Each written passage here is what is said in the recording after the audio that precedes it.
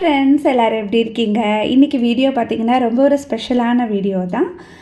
Thursday பூஜை வந்து நான் பண்ணிகிட்ருக்கேன் அப்படின்னு சொல்லியிருந்தேன் உங்கள்கிட்ட. பாபா பூஜை 9 வீக்ஸ் பண்ணுறேன். இன்றைக்கி வந்து பார்த்திங்கன்னா 5th வீக். அது ரொம்ப ஹாப்பியாக இருந்தது அன்றைக்கி. எப்பயுமே வந்து அந்த டியூஸ்டே அப்புறமா தேர்ஸ்டே ஃப்ரைடே 3 நாளுமே பூஜை இருக்கும். ஆனால் எனக்கு வந்து பாபாவுக்கு பண்ணும்போது நான் ரொம்ப ஸ்பெஷலாக ஃபீல் பண்ணுவேன். ஒரு வேண்டுதல் இருந்தது, அது வந்து நல்லபடியாக முடிஞ்சது. அதுக்காக தான் இந்த பூஜை நான் பண்ணிகிட்ருக்கேன். முதல் நாள் நைட்டே பார்த்திங்கன்னா கோலம்லாம் போட்டாச்சு, பெருக்கி தொடச்சிட்டேன், எல்லாம் பண்ணிட்டேன். ஏன்னா காலையில் வந்து எனக்கு டைம் இருக்காது. இது வந்து ஒரு சின்ன பூஜை தான், இருந்தாலுமே நான் வீடெல்லாம் நீட் பண்ணிவிடுவேன். ஸோ நைட்லாம் போட்டுட்டு போய் நம்ம வந்து படுக்க வேண்டியதான். நெக்ஸ்ட் டே அப்படியே வந்து நம்ம ரொட்டீன் ஸ்டார்ட் பண்ண போகிறோம். அன்றைக்கி பார்த்திங்கன்னா நான் இந்த சாரீ தான் கட்டியிருந்தேன். இது எனக்கு ரொம்ப பிடிச்சிருந்தது. கடகடகடன்னு கட்டுற மாதிரி இருந்தது. ஆனால் ஜாக்கெட்டுக்கும் சாரீக்கும் கொஞ்சம் சம்மந்தமே இல்லாத மாதிரி இருக்கும். ஏன்னா இதோட ஜாக்கெட் வந்து நான் ஸ்டிச் பண்ணல, அதனால ஸோ பரவாயில்ல, கான்ட்ராஸ்ட்டாக போட்டுக்கலாம் அப்படின்ட்டு. அன்றைக்கி பிரசாதத்துக்கு பார்த்திங்கன்னா அவல் பாயசம் தான் பண்ணேன். ஒரு வாரமும் வந்து ஒன்று நான் செஞ்சிட்ருக்கேன். ஃபாஸ்டிங் வந்து ஃபுல் டே நான் இருக்க மாட்டேன். காலையில் மட்டும் பூஜை பண்ணுற வரைக்கும் ஃபாஸ்டிங் இருப்பேன். ஒரு சில நேரம் தண்ணி கூட எடுத்துக்க மாட்டேன். ஸோ அந்தளவுக்கு கொஞ்சம் கடுமையாக இருப்பேன் பூஜை முடிகிற வரைக்கும். அதுக்கப்புறம் வந்து ஃபுல் டே என்னால் இருக்க முடியாது. இருக்க முடிகிறவங்க கண்டிப்பாக இருக்கலாம், பாலும் பழமும் சாப்பிட்டுட்டு கூட இருக்கலாம். ஏன்னா பசியோடு நமக்கு பண்ணால் அது பசிக்குதே அப்படிங்கிற ஒரு மைண்ட் செட் வந்துடும். இல்லாட்டி கஞ்சி அந்த மாதிரி கூட எடுத்துக்கலாம். இருக்க முடியும்னா ஒரு நாள் ஃபுல்லாக கூட நம்ம இருக்கலாம், அது நம்மளோட இஷ்டம்தான். இந்த பூஜை வந்து எவ்வளோ வாரம் பண்ணணும் அப்படின்னு எனக்கு ஒரு சில பேர் கேட்டிருந்தீங்க. நான் வந்து 9 வீக்ஸ் வேண்டிட்டு பண்ணுறேன். எவ்ரி தேர்ஸ்டே வந்து நம்ம பண்ணலாம். 9 வீக்ஸ் தான் பண்ணணும் அப்படின்னு இல்லை. ஆனால் அந்த புக்கில் பார்த்தீங்கன்னா நம்ம ஏதாவது வேண்டிட்டு அது சக்ஸஸ் ஆச்சு, இல்லை வேண்டுதல் நடக்கணும் அப்படிங்கிறதுக்காக கூட நம்ம இருக்கலாம். ஸோ நான் வந்து எனக்கு ஒரு வேண்டுதல் நான் வச்சுருந்தேன், அது வந்து சக்ஸஸ் ஆகிடுச்சு. அதனால் வந்து நான் ஸ்டார்ட் பண்ணியிருக்கேன். இப்போ 9 வீக்ஸில் 9th வீக் பூஜை நம்ம பண்ணுறோம் இல்லையா, அன்றைக்கி வந்து ஒரு 5 பேருக்கு சாய்பாபா புக்கு, அந்த பூஜா புக்கு வாங்கி கொடுக்கலாம். கோயில்லையும் போய் நம்ம கொடுக்கலாம். சாய்பாபா கோயிலில் அன்னதானம் பண்ணலாம்.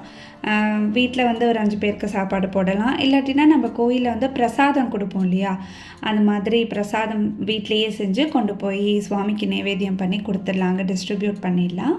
ஸோ நான் இன்றைக்கி வந்து ரொம்ப ஸ்பெஷலாக அவல் பாயசம் பண்ணேன். ஸோ எப்பயும் போல் சாதாரணமாக நெய்யில் வந்து முந்திரியோ இல்லை பாதாமோ வறுத்து எடுத்து வச்சுக்கிட்டு அவலை வந்து நல்லா நெய்யில் வறுத்து அவல் வெந்த உடனே சர்க்கரை சேர்த்தா தான் நமக்கு நல்லாயிருக்கும். அவல் வெந்ததுக்கப்புறம் சர்க்கரை சேர்த்துட்டு அப்படியே நெய்யில் தாளிச்சதாக போட்டுற வேண்டியதான். என்கிட்ட வந்து மில்க் மெய்ட்லாம் இல்லை. மில்க் மெய்ட் இல்லாமல் நம்ம சாதாரணமாக பால் காய்ச்சினோம் இல்லையா, அதையே ஊற்றி அப்படியே நான் மிக்ஸ் பண்ணிட்டேன். அவ்வளோதான். ரொம்ப சிம்பிளான ஒரு பாயசம் வந்து ரெடி ஆயிடுச்சு. ஸோ பாபாவுக்கு வந்து எல்லாம் நான் எடுத்து வச்சுட்டேன். ட்ரெஸ்ஸு, பூ, எப்பயுமே அவர் அபிஷேகம் பண்ணிவிட்டு அப்புறம் தான் நான் ஸ்டார்ட் பண்ணுவேன். பால் அபிஷேகம் மட்டும்தான் பண்ணுவேன். பால் அபிஷேகம் பண்ணிவிட்டு அப்புறமா அப்படியே வந்து பிள்ளையார் பூஜை பண்ணிவிட்டு சாய்பாபாவோட அஷ்டோத்திரம் இருக்கும், அந்த நாமாவளி இருக்கும், அந்த 108 பண்ணிவிட்டு கதைகள் இருக்கும். ஸோ அந்த புக்கு வந்து நீங்கள் பார்த்தீங்கனாலே உங்களுக்கு ஓரளவுக்கு அண்டர்ஸ்டாண்ட் பண்ணிக்க முடியும். ஸோ பூஜை வந்து ரொம்ப சிறப்பாக முடிஞ்சது. அன்றைக்கி வந்து ஆர்த்தி காமிச்சிட்டு மித்துன் குட்டி அன்றைக்கி வீட்டில் இருந்தான், அவனுக்கும் லீவு தான். ஸோ மித்துனும் வந்து அன்றைக்கி வந்து ஆர்த்தி எடுத்தான். ஸோ அன்றைக்கி பூஜை பார்த்திங்கன்னா ரொம்ப சிறப்பாக முடிஞ்சது, ரொம்ப நல்லபடியாக நடந்தது. எனக்கு ரொம்ப திருப்தியாக இருந்தது. இதோடு நான் வந்து அடுத்தடுத்த பூஜை வந்து உங்களோட நான் ஷேர் பண்ணிக்கிறேன். 9th டே பூஜை வந்து ரொம்ப ஸ்பெஷலாக பண்ணணும் அப்படின்னு நான் நினச்சிட்ருக்கேன். ஸோ அதை நான் எப்படி பண்ணுறேன் அப்படிங்கிறதெல்லாம் நான் உங்களோட நான் ஷேர் பண்ணிக்கிறேன். அன்றைக்கி இன்னொன்று என்ன ஒரு ஸ்பெஷலான விஷயம்னா, நான் அம்மா வீட்டுக்கு போகிறேன். ஒரு 3 days வந்து கண்டினியூஸாக லீவ் கிடச்சிது. அதுவுமே நான் யோசிச்சுட்டே தான் இருந்தேன், போகலாமா வேண்டாமா. ஏன்னா மித்துன் குட்டிக்கு வந்து கிளாஸஸ்லாம் இருந்தது. மித்துன் வந்து கிரேட் 1 த்ரூ ஆகிட்டான் கீபோர்டில். நிக்கில் குட்டி கிரேட் 2 வந்து த்ரூ ஆகிட்டான். ஸோ எனக்கு ரொம்ப ஹாப்பி. அது கூட நான் வந்து அந்த கிரேட் 1 முடித்தாதான் அம்மா வீட்டுக்கு போகணும் அப்படின்னு நான் நினச்சிட்ருந்தேன். ஏன்னா எக்ஸாம் டைத்தில் நம்ம போக முடியாது இல்லையா, அவனோட ப்ராக்டிஸ் வேறு இருக்கும். அதனால் நல்லபடியாக வந்து கிரேட் 1 முடிச்சிட்டா. அந்த ஒரு சந்தோஷமான ஒரு நியூஸை நான் அவங்களோட ஷேர் பண்ணிக்கிறேன். எனக்கு ரொம்ப ரொம்ப ஹாப்பியாக இருந்தது மித்துன் குட்டி முடித்தது. ஸோ இப்போ பூஜையும் நல்லபடியாக முடிஞ்சிருச்சு. நான் வந்து பேக்கிங் வந்து ஸ்டார்ட் பண்ணணும்.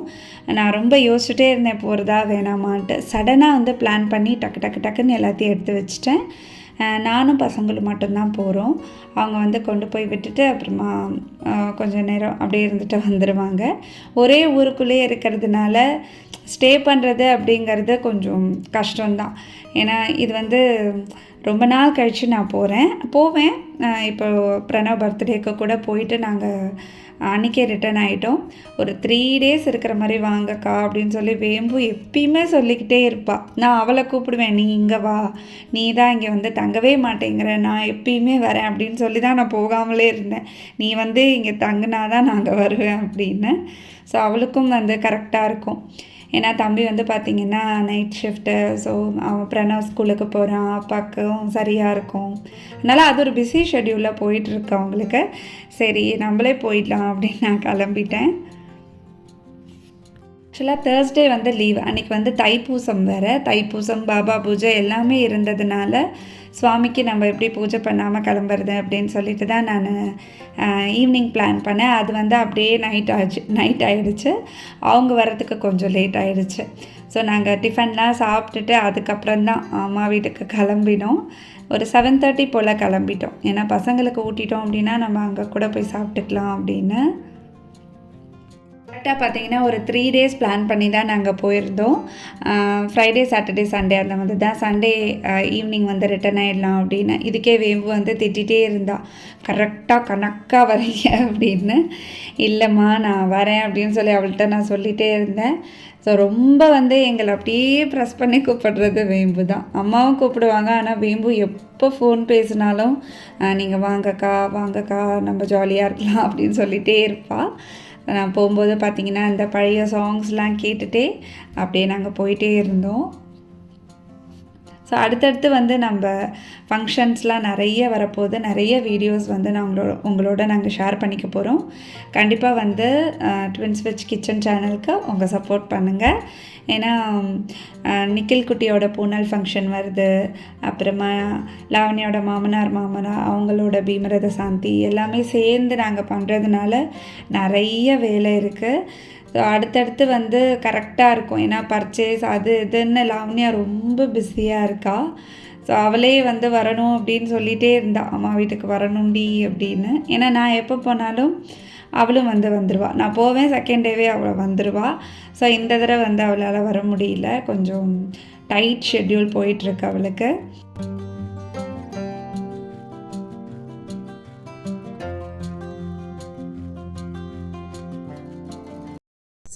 அம்மா வீட்டுக்கு ஆல்மோஸ்ட் ரீச் ஆகிட்டோம். இப்போ வந்து ஃப்ரூட்ஸ் வாங்கிட்டுருக்காங்க. பக்கத்தில் வந்துட்டோம். இன்னொரு 5 seconds அவ்வளோதான். 5 seconds இல்லை, ஒரு 2 to 3 minutes போயிடுவோம். பாய். மித்துனும் தக்ஷுவும் பயங்கர ஹாப்பியாக இருந்தாங்க. அதில் தக்ஷு வந்து கேட்கவே வேண்டாம். ஏன்னா பிரணவுக்கு வந்து ரொம்ப ஈக்குவலாக விளையாடுறது தக்ஷு தான். நிக்கிலும் மித்துனும் வந்து செட்டு, அது மாதிரி பிரணவும் தக்ஷுவும் செட்டு. ஏன்னா தக்ஷுவும் பிரணவும் சேர்ந்தால் மித்துனை வந்து பயங்கரமாக வந்து கலாய்ப்பாங்க. ஸோ கிண்டல் பண்ணுறது அதெல்லாம் வந்து நிறையா இருக்கும். குட்டி குட்டியாக நிறைய சேட்டைகள் இருக்கும். அதுவும் இந்த தடவை வந்து ரொம்பவே சூப்பராக இருக்கும் அப்படின்னு நான் நினைக்கிறேன். நாங்கள் போனோன்னா அவ்வளோ சந்தோஷம் பிரணவ் குட்டிக்கு. அவன் வந்து வெயிட் பண்ணிகிட்டு இருந்தான் பாருங்கள். அவனோட வெல்கம் எப்படி இருக்குது பாருங்கள். நானே வந்து ரொம்ப ஒரு மாதிரி ஆயிடுச்சு எனக்கு. ஏன்னா ஓடி வந்து அப்படியே கட்டி பிடிச்சிக்கிட்டான் மித்துனை. அவன் ரொம்ப மிஸ் பண்ணான் நிஜமாவே. நான் வந்து ஃபோன் பண்ணும்போதெல்லாம் கேட்பான், அத்தை எப்போ வரீங்கன்ட்டு. அவ்வளோ ரொம்ப பாசமாக இருப்பான் எங்ககிட்ட. நான் அவனை கூப்பிட்டுட்டே இருப்பேன். ஏன்னா இங்கே வந்து கொஞ்சம் பார்க்கெல்லாம் கிடையாது, நார்மலாக இருக்கும். நீ இங்கே வாடா, பார்க்லாம் இருக்குது, நம்ம நிறைய விளையாடலாம்டா, நான் வெளியிலலாம் கூட்டிகிட்டு போகிறேன்டா அப்படின்னு அவங்ககிட்ட சொல்லிக்கிட்டே இருப்பேன். ஸோ பசங்களெல்லாம் பார்த்ததும் அவன் வந்து ரொம்ப என்ஜாய் பண்ணிகிட்டு இருந்தான். இந்த பபிள் கன் வந்து நாங்கள் வாங்கி கொடுத்துருந்தோம். அவனோட பர்த்டேக்கு வந்து 6 gifts வாங்கி கொடுத்துருந்தோம். அதில் இது ஒரு கிஃப்ட். இது ரொம்பவே சூப்பராக இருக்கும். போன உடனே அவ்வளோதான், அப்படியே வந்து நான் வீடியோவை கட் பண்ணிவிட்டு அவங்களோட ஜாலியாக பேசிகிட்டு இருந்தேன். ஏன்னா நான் எனக்கு காலையிலேருந்து பயங்கர வேலை இருந்தது, வீட்டில் வேறு பூஜை அது இதுன்னு சமையல் அப்படின்னு அப்படியே போயிடுச்சு. கொஞ்சம் நல்லா ரெஸ்ட் எடுத்துகிட்டு காலையில் வந்து கொஞ்சம் லேட்டாக தான் எழுந்திரிச்சேன். அன்றைக்கி லீவ் தானே, அதனால் எல்லாருமே லேட்டாக தான் எழுந்திரிச்சோம். தக்ஷுக்குட்டி வந்து ஆஸ் யூஷுவல் அவன் ஸ்கூல் போகிறான் இல்லையா, அதனால் அவனோட டயத்துக்கு அவன் எழுந்திரிச்சிட்டான். அம்மா வந்து இங்கே இந்த திருவாதிரை களி சொல்லுவாங்கள்ல, அது பண்ணிகிட்டு இருந்தாங்க. என்கிட்ட சொன்னாங்க, நீ வரும்போது நான் பண்ணித்தரேம்மா அப்படின்னு. ரொம்ப டேஸ்ட்டாக இருந்தது. நான் அதெல்லாம் ரொம்ப ஷூட் பண்ணல, ஏன்னா அவங்க ஸ்டார்ட் பண்ணிட்டாங்க. ரொம்ப டேஸ்ட்டாக இருந்தது. அம்மா வந்து ஸ்பெஷலாக பண்ணாங்க அன்றைக்கி.